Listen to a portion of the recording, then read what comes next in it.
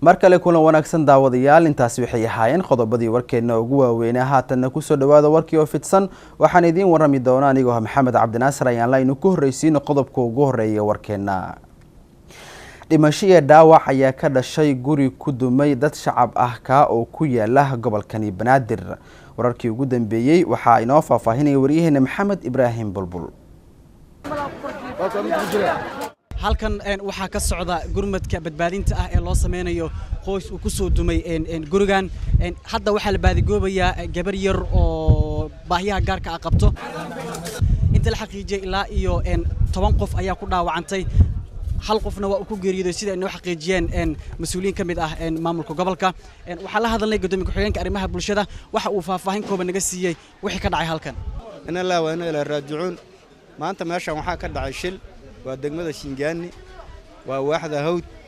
laanta Bateera waxa soo dumay meeshana soo duntay maanta waxa kulli iday dad badan baa ku dhaawacmay ilaa 11 qof oo dhaawaca mid baa meyd ah 10na waa dhaawac midna waa meyd marka hawshaas ayaa maanta meeshan ka dhacday waxa aad u soo gurmaday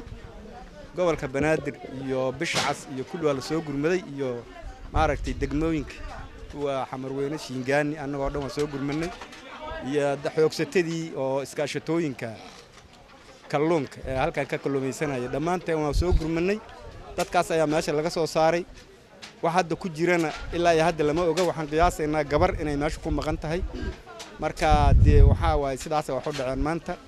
inta badan waa lagu guuleystay wixii hadda ku dambeeyana wali gurmadkii baa ku dhex jira marka sidaas ay maartay arrintu maanta u dhacday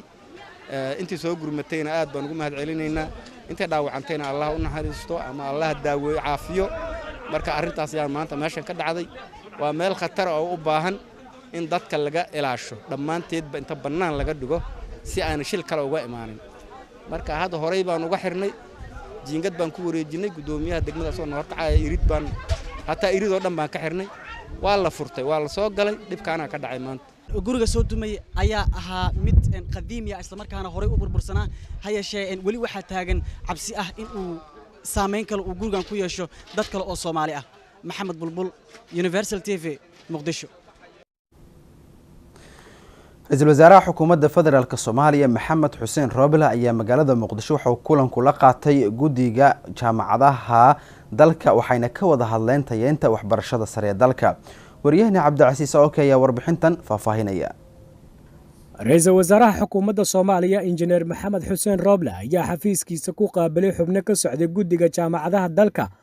oo kala hadlay horumarinta iyo tayeenta hanaanka waxbarashada sare ee dalka kulankaasi waxaa ka qayb galay wasiirka wasaaradda waxbarashada xukuumadda Soomaaliya Ra'iisul Wasaare Roble ayaa la wadaagay xubnaha jaamacadaha oo la kulmay sida ay uga go'an tahay xukuumaddiisa tayeenta iyo horumarinta waxbarashada dalka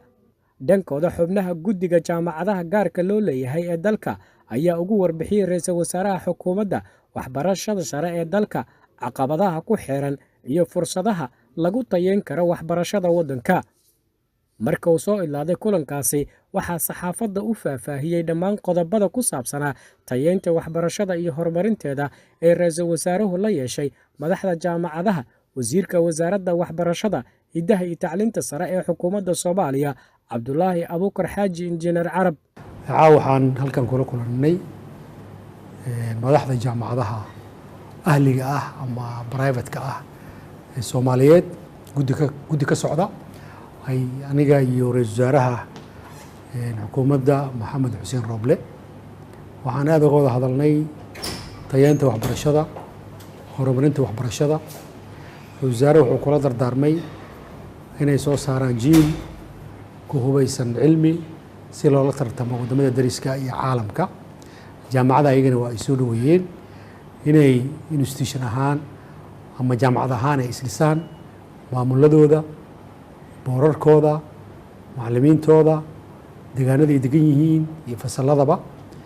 inay bixiyaan waxbarasho quality leh xukuumaddana waxay ballan qaaday inay ku taageeri doonto arrintaas si loo helo jiil wanaagsan oo cilmi leh oo maamulka waddanka mustaqbalka la wareega waxyaabihii laga wada hadlay Ra'iisul Wasaaraha iyo madaxda jaamacadaha aad baa la isugu afgartay arrintaasna waxay noqotay arrin guul ku dhammaatay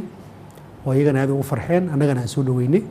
cabdicasiis okey TV Universal magaalada Muqdisho. dhinacyada isku haya doorashooyinka dalka ayaa isticmaalaya xeelado siyaasadeed oo cusub. haddaba warbixin umuurtaasi ku saabsan waxaa inoo soo koobaya waryaheena Cabdullaahi Axmed Nuur oo inoo diyaariyay. khilaafka ka taagan hirgelinta heshiiska doorashooyinka dalka ayaa u muuqda inuu gaaray halkii ugu sarreysay, waxaana guuldaraystay dadaallo dhexdhexaadin ah oo uu waday madaxweynaha Galmudug Axmed Cabdikaariye. 3 qodob ayaa salwa ismariwaaga taagan, waxa ayna kala yihiin xubnaha guddiga doorashooyinka heer federaal ee lagu muransan yahay arrinta gobolka Gado iyo cidda maamulaysa doorashada kuraasta gobolada waqooyi. wararka qaar ayaa sheegaya in madaxda dawladda ay mabda ahaan aqbaleen inay ka tanaasulaan qodobada qaar,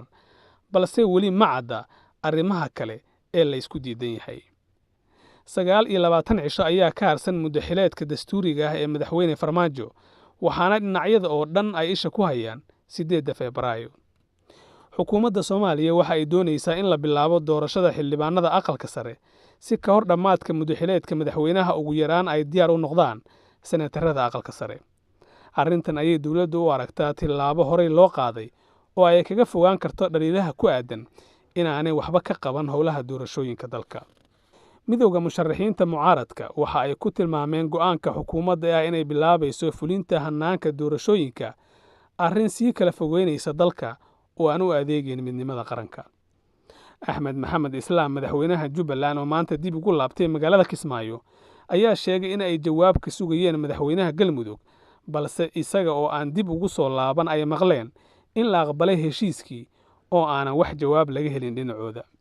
sida muuqata madaxweynayaasha Puntland iyo Jubbaland oo isku mowqif ka ah khilaafka taagan ayaa la aaminsan yahay in xarig jiidka socda ay u arkaan arrin aan u darnayn. xaaladda hadda taagan ayaa ah xeelad siyaasadeed oo ay isticmaalayaan dhinacyada oo khilaafku ka dhaxeeyo, waxaase shaki ku jirin in aanay suuragal ahayn dhismaha dawladnimo Soomaaliyeed oo kala dhiman. si kastaba haatee haddii la gaaro 8 Febraayo iyadoo aan tilaabo mug leh loo qaadin fulinta heshiiska doorashooyinka, waxa ay hoos u dhigaysaa awoodda maamul ee dawladda hadda jirta, waxaana suuragal ah in loo baahdo gacan shisheeye oo qayb ka qaadata xallinta khilaafka taagan haddii aan ka hor laga heshiin waxa la isku hayo. Cabdullaahi Axmed Nuur, Universal TV, Muqdisho. dhinaca kalena shacabka ku nool magaalada Muqdisho caasimada dalka Soomaaliya ayaa waxay aragtidooda ka dhiibteen khilaafka arrimaha doorashooyinka. Maxamed Cali Wehliye ayaa warbixintan inoo faafahinaya. aragtiyo isdiidan ayaa ka jira dhicitaanka doorashooyinka dalka. xukuumadda federaalka Soomaaliya ayaa dhankeeda sheegtay inay waqti dambe ka lumi doonin shacabka Soomaaliyeed, doorashadana ay ku dhici doonto waqtigeeda. hadalkaas ka soo yeeray xukuumadda ayaa waxaa dhankooda ka soo horjeestay golaha midowga musharaxiinta. qaar ka mid a shacabka Muqdisho ayaa ka hadlay sida ay u arkaan aragtidooda ku aadan arrimaha doorashooyinka dalka ee lagu muransan yahay. doorashooyinkaasu inaysan waqtigan ku habboonayn baan aaminsanahay. looma dhamma iyo ilaahay hadduu kuu roon yahay burbur badan oo aan soo marnay bacdul 30 sano waa jidhay. Somaliland baadigoobkeedaan ku jirnay hadda Jubbaland iyo Puntland baa laga kaaftoomo shir baa la qabanayaa. maxaa meesha yaalla? wax yaalla inaysan jirin baan aaminsanahay. ummadana in hadda ololo cusub iyo halgan cusub iyo dagaal cusub iyo jamhadnimo cusub iyo balaayo cusub in la geliyo wax sax ma ahan. anigu waxaan aaminsanahay doorashadaasu dib bay noo keenaysaa, aan la ka joojiyo ma dhici kadho. waxayna u dhici karinna waa sababaynaya. Somaliland baa naga maqnay oo aanu baadigoob ugu jirnay. Jubbaland baa lagu daraalay, Puntland baa lagu daraalay. maxaa meesha yaallo la doono 3 maamul goboleed iyo magaalo madaxda wax ma taqaanaa sax ma noqonayso. balaayo ummadda lagu soo dhex furay inay noqdaan baa laga yaabaa haddii arrintaas u dhacdo. waxaan ku talin lahaa dawladda dib ha loogu daro wuxuun inkastaba ha ahaatee hana la raadiyo maslaxaddii la isugu keeni lahaa ummadda. waa mahadsantihiin. doorashada waxa weeye anigu aragtidayda markaan cabiro doorasho 4 sano waddankan mar bay ka dhacdaa, waana waxaan cidna loogu joojinayn. doorasho waa inay dhacdaa. waxyaabaha dawladda ama maamul goboleedyada iyo dawladda dhexdeeda ay kala tirsanayso iyo waxyaabaha mucaaradku ay maxaafidka ka tirsanayaan, waxaas waa wax la xallin karo, waqti kasta waa la xallin karaa. laakiin doorasho waa inay dhacdaa, shardina laguma xidhi karo. doorashadii lagu heshiiyey ayaa la wadayaa,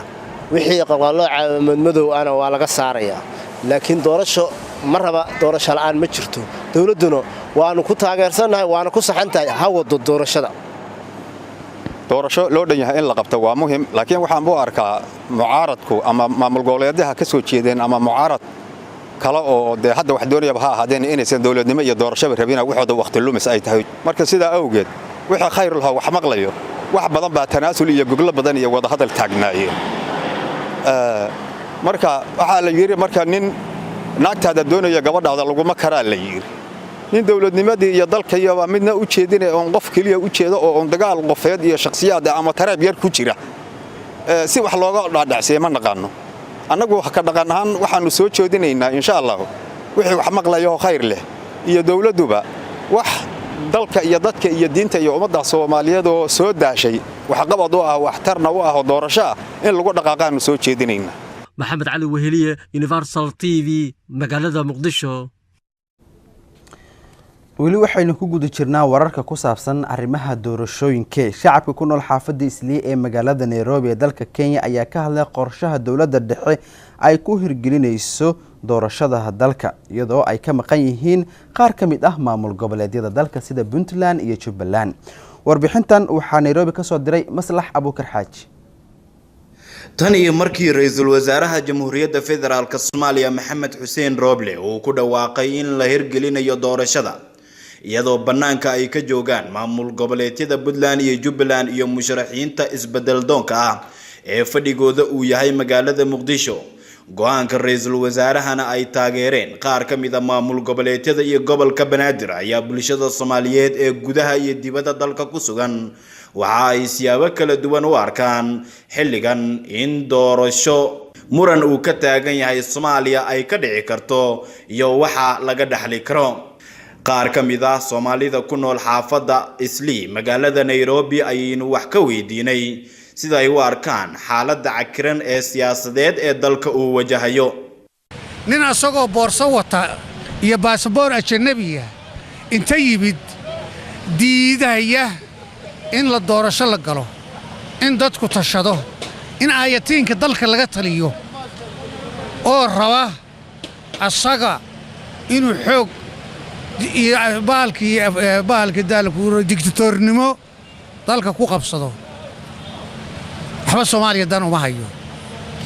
marka Soomaaliyada fiyow oo caqliga leh oo garashada leh oo wax fahmaysa oo maskaxdu leh oo wadaniga oo dalkooda iyo dadkooda ka naxaya dalkooda ha badbaadsadeen waxaan u sheegaa ummadda Soomaaliyeed adeer waxa weeye wax Soomaaliya dictator oo taraa ma jiro kursi u waalaha taraan tu weeye farmaajo waa taraan tu markii doorashadii laga helay oo aqalkii cad ka bixi diiday Mareykanka in la xiro maxkamad la geeyo taagan yahay taraan farmaajana waa saas Soomaaliya ka tashadaan in leeyahay oo qabiil iyo maaragtay la iska daayo iyo aniga maqan iyo looma dhama hogaamiye kooxeedyan ku soo daalnay waxaan ku soo daalnay maaragtay qabqablayaal dagaal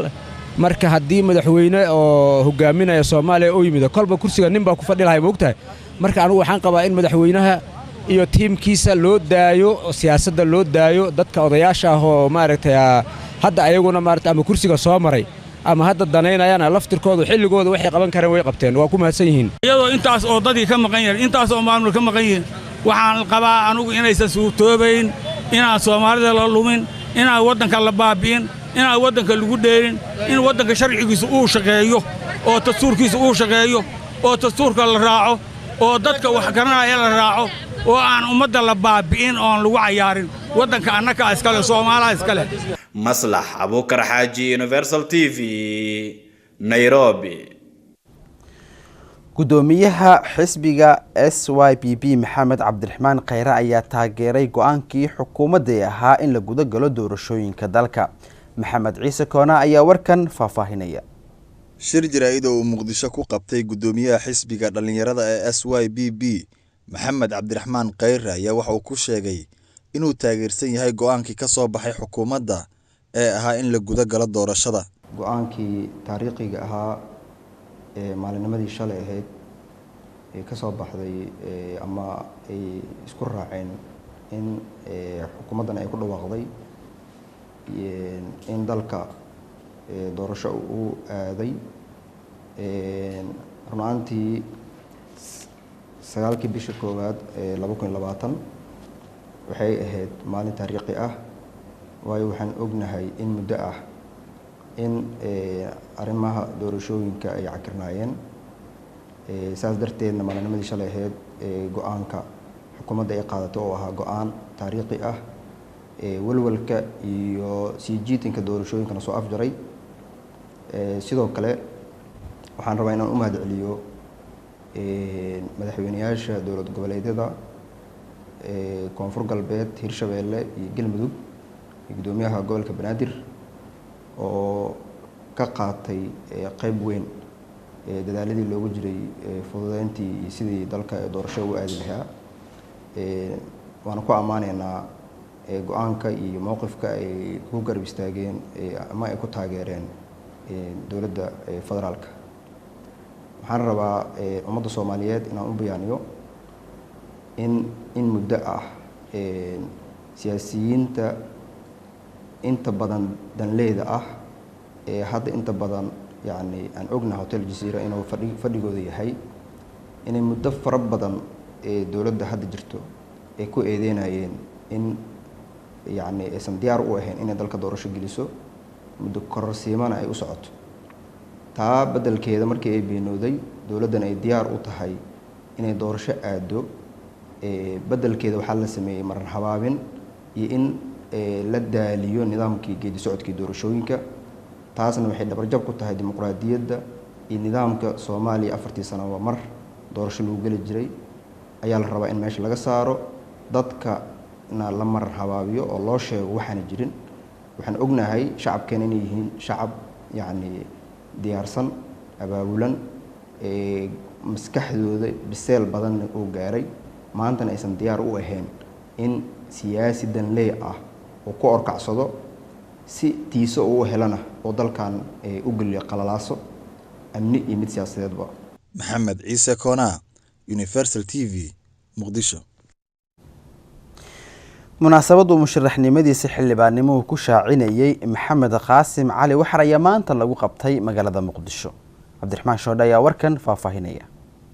munaasabadu musharaxnimadiisa xildhibaannimo ku shaacinayay Maxamed Qaasim Cali Waxar ayaa maanta lagu qabtay magaalada Muqdisho ee caasimadda Soomaaliya munaasabada waxaa ka soo qayb galay odayaasha dhaqanka haween dhalinyaro iyo qaybaha kala duwan ee ururada bulshada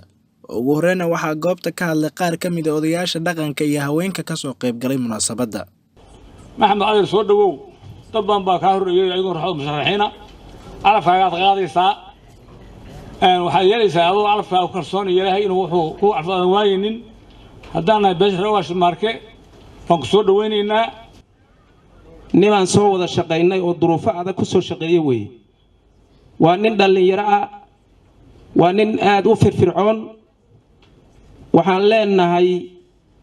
soo dhawow soo dhawow soo dhawow waxaad ka mid tahay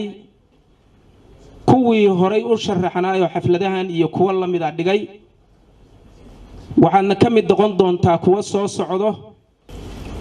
waxaan aad iyo aad ugu faraxsanahay in xafladan quruxda badan oo uu ku shaaciyay wiilka dhalinyarada ah oo eedada u ahay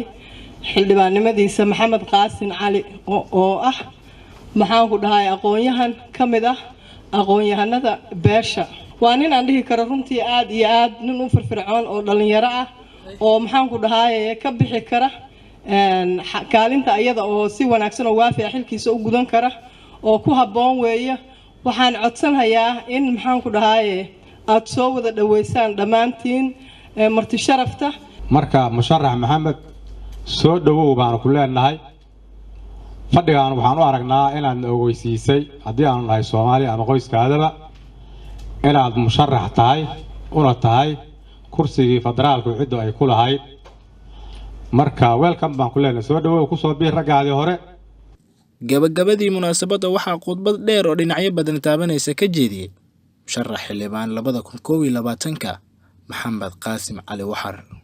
waxaa sharaf weyn ii ah oo aan ku faraxsanahay inaan horteena soo istaago anigoo rabo inaan idiin sheego ama aan idiin xaqiijiyo inaan ahay musharax xildhibaan oo u taagan qabashada kursiga ay beesha reer ugaas sharmaake ku leedahay baarlamaanka jamhuuriyadda federaalka soomaaliya. waxaan codsanayaa dhalinyarada halkan fadhido iyo kuwa kale codkayga u gaari doona reer ugaas dhalinyaraan ahay, fursad baan u baahanahay. waxaan doonayaa inaan idinkugu shaqeeyo aad igu garab istaagtaan ilana raadisaan. aniguna haddii kursigaasi aan helo waxaan ahaan doonaa mid u dhexeeya dhalinyarada reer Jubbaland, dhalinyarada Soomaaliyeed, dhalinyarada maxaan ku raahdaa reesade, qaas ahaan dhalinyarada maxaan ku raahdaa kursigan sida gaarka loogu calaamaday magacooda, odayaasha dhaqanka, haweenka iyo dadka maxaan ku raahdaa sida gaarka ay waxtarka qoyska ugu leena mid la shaqeeyo oo talooyinkiisa iyo maxaan ku raahdaa maxaan ku raahdaa isku xirkooda ka shaqeeyo lana shaqeeyaa noqon doona haddii Ilaahay yiraahdo.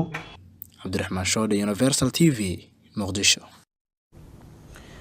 Sheekh Usuli oo kamid ah culimada diinka Soomaaliyeed sidoo kalena barnaamijyo diini ah ka qabta TV Universal ayaa ka hadlay sababaha loo weydiiyo su'aalaha la yaab kale intuu ku guda jiro barnaamijka. warbixintan waxaa inoo soo diray Cabdirashiid Rashka oo la kulmay Sheekh Usuli. Sheekh waxaan rabaa su'aal inaan ku weydiiyo. haye Sheekh Soomaaliya aan naag ku soo guursaday. haye naagti wareegay bilowday iyo dhibaato iyo qaxar iyo waxaan loo baahnayn. hol adi ku taalma sheekh weydiinay marka. Sheekh Cusmaan Xaaji Yuusuf oo ku magac dheer Sheekh Cusmaan Usuli oo sidoo kale kamid ah culimada diinka Soomaaliyeed ayaa sidoo kale wuxuu kamid yahay sheekha barofesorada wax ka dhiga jaamacadda Islaamiga faraceeda magaalada London. sheekha ayaa wuxuu ku takhasusay cilmiga loo yaqaan usul fiqh asagoona ka qaatay ama ka gaaray ilaa darajada shahaadada PhD-da. sheekha ayaa inta badan waxaa lagu yaqaanaa ama lagu garan og yahay barnaamijka su'aalaha diiniga ee khamiis waliba ka baxa TV-ga Universal. mar aan ku booqday stuudiyaha TV-ga Universal ayaa sheekha waxaan weydiiyay xilli uu diyaarinayay barnaamijkaasi sida marka hore uu ku bilowday barnaamijka fadwada TV-ga Universal ka baxa iyo waliba faa'iidooyinka ee shacabka ka faa'iideysteen inta barnaamijkaasi uu socday. marka aad baa looga faa'iideystay midaal haddaan ku sii maalan inta aan aragno mararka qaarkood su'aalo dadku waxay weydiinayaan dadka qaarkood ay la yartahay laakiin su'aasha looma fiiriyo dadka inay la yartahay laakiin qofku weydiinayo waa la weyntahay maxaa yeelay baahi u keentay marka baahidaas ayaa isla dhanka kale mar aan weydiiyay sheekha in baraha bulshada lagu arkayay muuqaaladiisa kala duwan kaasoo bilihii isbuucda soo dhaafay ay isticmaalayeen qaar ka mid ah bulshada isticmaasha baraha bulshada ayadoo weliba ay jireen in qaar ka mid ah dadkaasi ay jarjareen muuqaaladiisa kadibna cod asagu ahayn ee saareen. نعم ما شاء الله بارك الله فيك ومهم وسؤال شخص أخي وجرتها وأنت هذا ضد بقى صدرة أيوة قصناي ضد كات لبنو عيق ولا بحان قار إن أيوة لفت جوذ إني وحكوا هلان العكوا هلان يوتيوب كود لفير صدا أما تيك توك جوذ العكوا سمستان ويجران إيوه قار إن قار كاس مركا وحرك يسا إيه قار إني قصر كديجان ربان ولذلك وحلو خلق جرتها مركا قار كود سؤال شو نيك ويدي كليو سودايني جوابتي مسودايني أصور ربو إنه ضدك تشوش كفره حيس ويالو جوابته اللي أوجاني قارنا ودعادي كته سؤاشي جوابتي إستسودينا على الأقل ضدك إني كفا إيديستان جوابتي ولبحي إني أركان هذا ويك هو روح يصو وعي نين أوضاعه سؤال ديني ويدي سؤاشي اسمرك أرين قويسي قصيسي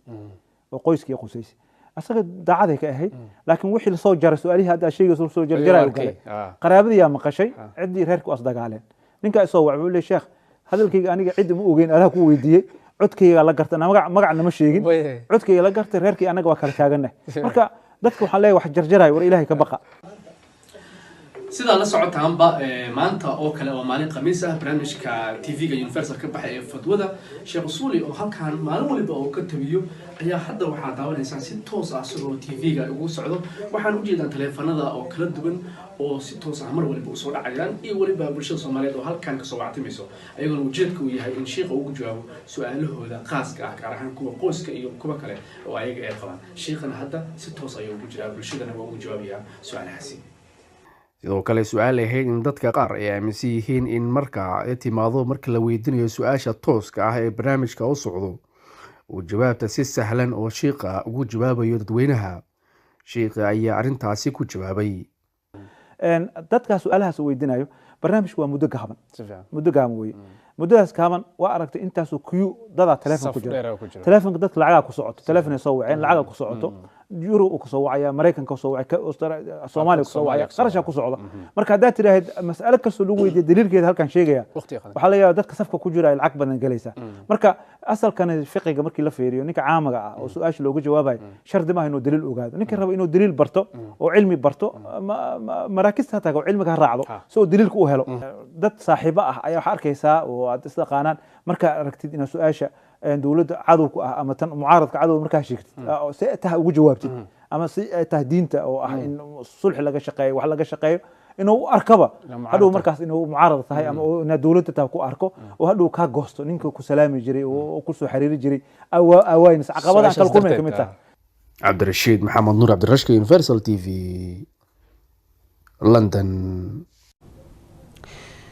qoysaska barakacayaasha ah ee saameysay duufaantii Kati iyo sidoo kale cudurka COVID-19 ayaa magaalada Boosaaso loogu qaybiyay deeq raashin gargaar ah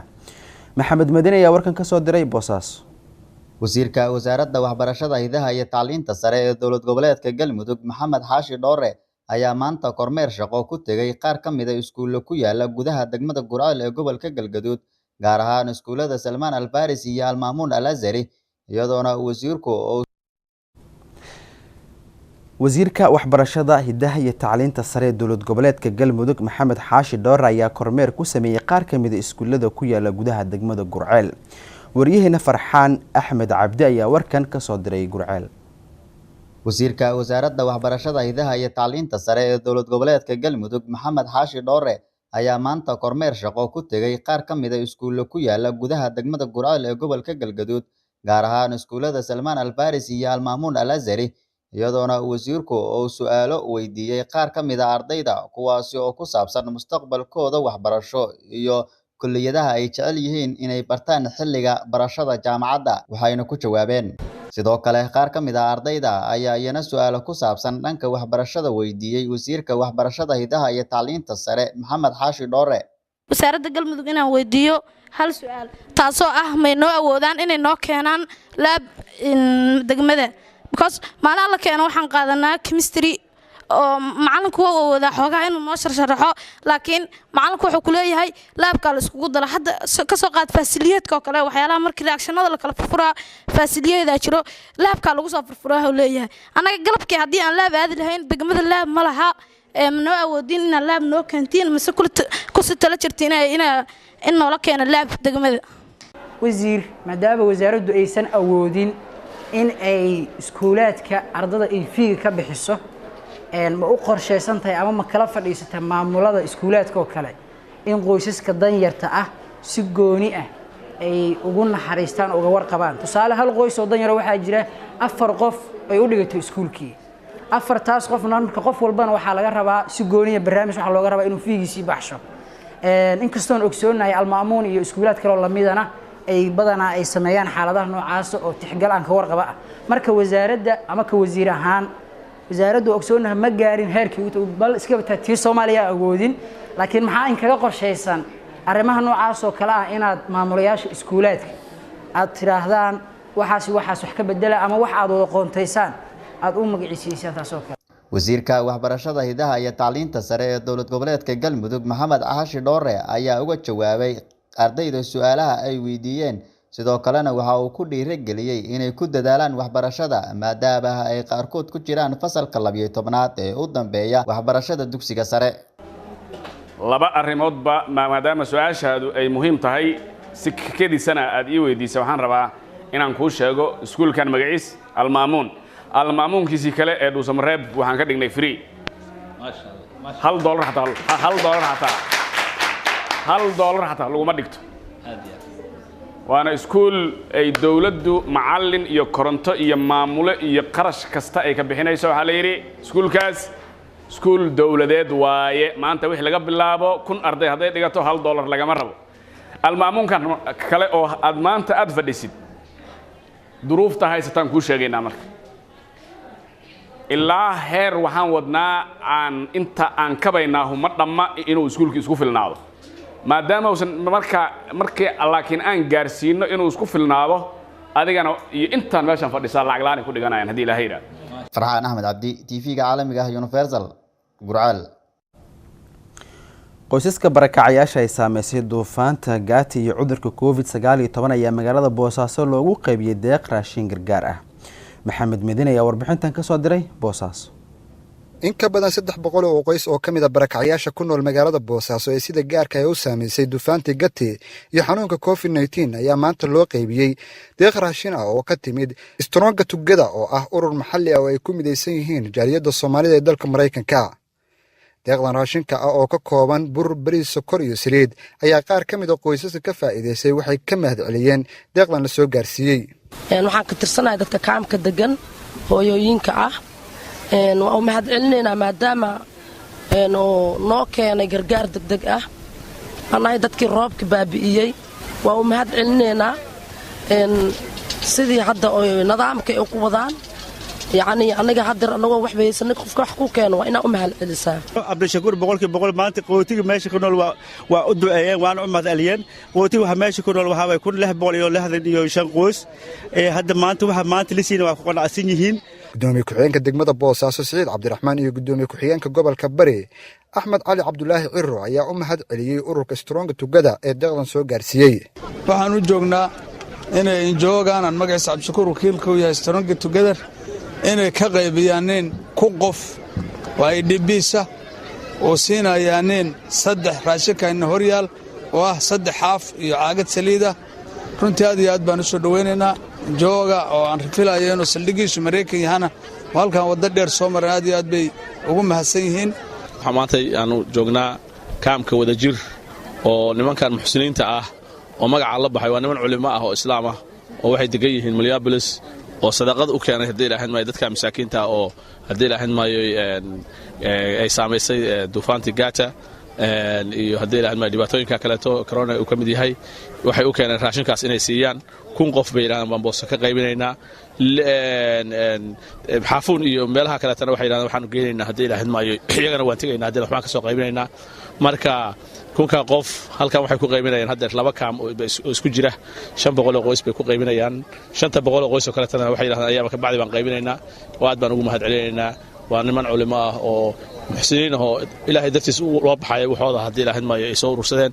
Cabdishakuur oo kamid ah madaxda ururka Stronga Together ayaa sheegay in deeqdan aysan ahayn mid ugu horeysay ay gaarsiiyaan bulshada danyarta ah ee saameysay duufaantii gati iyo covid-19 inay nala qabteen arintan la caawinayo IDP campskan waxaan meesha u joognaa gati stormka duufaankii dhacay iyo coronavirus-tii dadka saameysay hadda intaanu qaybinayno insha Allah waa markii ugu horeysay laakiin ugu dambeysay ma noqonayso waxaan u nimid dadka muslimiinta ah ee Soomaalida ah in loo gargaaro ma sha Allah alxamdulillah si waxan bay wax nagu dhacaysaa insha Allah. Maxamed Madani, Universal TV, Boosaaso. warar dheeraad ayaa ka soo baxaya diyaaradii ku burburtay dalka Indonesia. dowladda Indonesia ayaa sheegtay in hadda maanta la helay burburka qaybo kamid ah diyaaradda shalay la waayay wax yar kadib markii ay ka duushay magaalada caasimadda ah ee Jakarta. madaxa waaxda badbaadada ee wasaaradda gaadiidka Indonesia ayaa sheegay in la aqoonsaday halka uu yaalo sanduuqa madow ee diyaaradani oo nambarkeedu duulimaadkeedu uu yahay SJ182. waxa uu sidoo kale sheegay in la soo helay qaybo kamid ah meydka dadkii la socday diyaaradda. booliska ayaa weydiistay ehelada meydadka la haayo in laga qaado tijaabada aqoonsiga hidisidaha si loo aqoonsado qaybo kamid ah dadkaasi oo dhintay oo hadda laga haayo jirkooda wax yar sida ay sheegeen booliska. guud ahaan saaxiibayaal intaas ayaan kusoo gabagabeynaynaa warkii caalamka oo aad kala socoteen TV-ga Universal Studio magaalada Muqdisho. warka waxaa la socodsiinaya anigoo Maxamed Cabdinaasir ayaan leh intaynu ku kulmi doono warka kan xiga sida iyo amaan Allah.